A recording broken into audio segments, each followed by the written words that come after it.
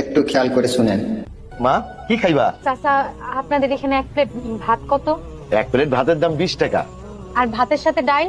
ডাইলের টাকা দিতে হইব না, ডাইল ফ্রি দেই আমরা। হ্যালো মা, আমার ইন্টারভিউ শেষ হয়েছে, ওই একটু খাইতেছিলাম মা। তুমি একদম চিন্তা করো না মা, তুমি খালি একটু সহ্য করো। আমার চাকরিটা হয়ে গেলেই আমি তোমার একটা ভালো ডাক্তার দেখাবো, তারপর সব ঠিক হয়ে যাবে। আর তোমার আমি এখানেই নিয়ে আসবো।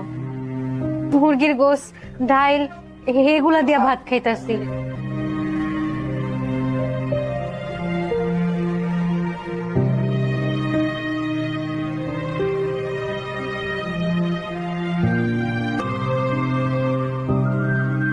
নাও মা, খাও।